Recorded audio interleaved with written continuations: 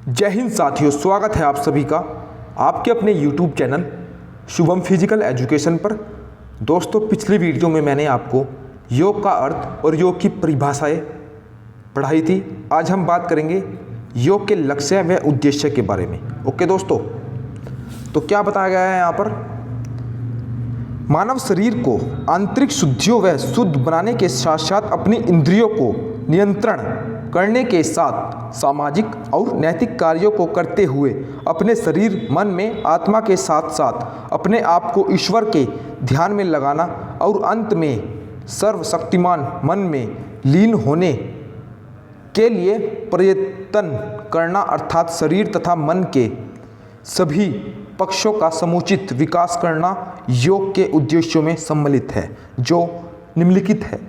Number 1 पर आता है हमारा शारीरिक उद्देश्य। योग के द्वारा हम अपने शरीर को शारीरिक रूप से स्वस्थ व लचीला बना सकते हैं। योग में आसन करने से मांसपेशियां मजबूत व सुदृढ़ बनती है व साथ साथ लंबे समय तक कार्य करने की क्षमता शरीर के अंदर विकसित होती है।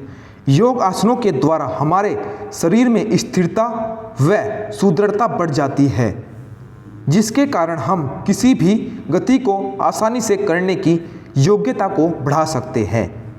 नंबर 2 पर आता है हमारा सामाजिक उद्देश्य। सामाजिक उद्देश्य योग के द्वारा सर्वप्रथम हमें समाज में रहने के लिए समाज के नियमों का पालन करना होता है। इसके लिए अष्टांग योग का प्रथम तत्व यम हमें समाज में रहने के लिए सहायता कर सकता है। इसके अंतर्गत हमें सिखाया जाता है कि हमें कभी भी किसी के साथ दुर्व्यवहार नहीं करना चाहिए, हमेशा सत्य बोलना चाहिए, चोरी नहीं करनी चाहिए तथा ब्रह्मचार्यों का पालन करना चाहिए आदि सामाजिक उद्देश्यों में सम्मिलित है। तो ये था हमारा नंबर 2 पर सामाजिक उद्देश्य। अब नंबर 3 पर आता है हमारा अनुशासन का उद्देश्य। अनुशासन का उद्देश्य योग अभ्यास के द्वारा एक आम व्यक्ति को अनुशासन में रहना व अनुशासन का पालन करना सिखाया जाता है।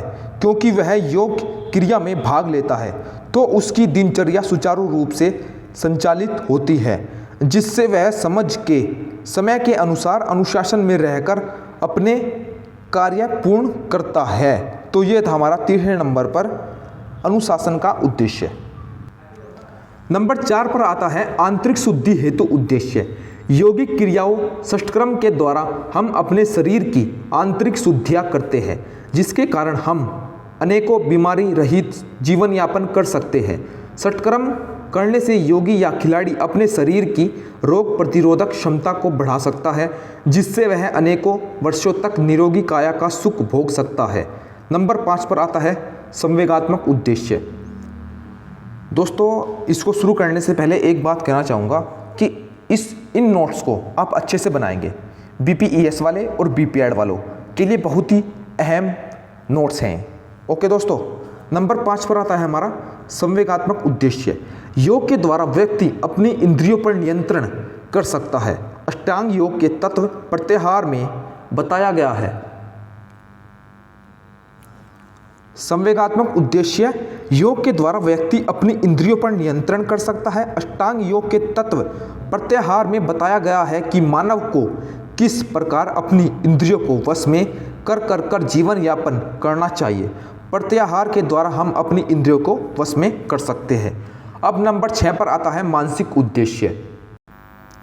मानसिक उद्देश्य क्या है हमारा? योग के द्वारा व्यक्ति अपनी इंद्रियों पर नियंत्रण कर लेता है, जिस कारण से वह अपनी मनोवृत्तियों पर भी नियंत्रण पा लेता है, जिससे उसका ध्यान आसानी से केंद्रित हो जाता है। यह उन खिलाड़ियों के लिए महत्वपूर्ण होता है जो एकाग्रता वाले खेल खेलते हैं, जैसे शूटिंग, तीरंदाजी, चेस आदि। अब नंबर 7 पर आता है राष्ट्रीय उद्देश्य। योग के द्वारा हम राष्ट्र के उद्देश्य को भी पूरा कर सकते हैं, क्योंकि प्रत्येक राष्ट्र का नागरिक चाहता है कि वह खुशहाल, अच्छा स्वास्थ्य व आनंदमय जीवन यापन कर सके, जो केवल योग के द्वारा ही संभव है। योग के द्वारा ही राष्ट्र को एक स्वस्थ नागरिक मिल सकता है। अब नंबर 8 पर बात करेंगे अंतर्राष्ट्रीय उद्देश्य। अंतर्राष्ट्रीय उद्देश्य योग के द्वारा पूरा विश्व यह चाहता है कि नागरिकों को कम से कम बीमारियों का सामना करना पड़े, जिससे वह सुखद एवं सफल जीवन यापन कर सके। यदि प्रत्येक नागरिक प्रतिदिन योग ध्यान करता है तो वह अनेक बीमारियों से बच सकता है, जैसे अवसाद, अनिद्रा, शुगर, लो बीपी, हाई बीपी, चिड़चिड़ापन, एसिडिटी, गैस्ट्रिक समस्या इत्यादि। ओके दोस्तों, अब नंबर 9 पर आता है सांस्कृतिक उद्देश्य। नंबर 9 पर आता है सांस्कृतिक उद्देश्य। योग के द्वारा व्यक्ति संस्कृति के उद्देश्य को भी पूर्ण करता है, क्योंकि यह भी अष्टांग योग के तत्व नियम के अंतर्गत आता है। नियम में स्वाध्याय वह अंग है जो हमें अपनी संस्कृति के शास्त्रों की ओर ले जाते हुए उसकी ओर आकर्षित करता है, जिससे हम अपने धर्म के अनुसार जीवन यापन कर सकते हैं। नंबर 10 और लास्ट पॉइंट है हमारा चारित्रिक उद्देश्य। योग के द्वारा व्यक्ति राष्ट्र का चरित्र निर्माण करने में भी सहायक सिद्ध हो सकता है।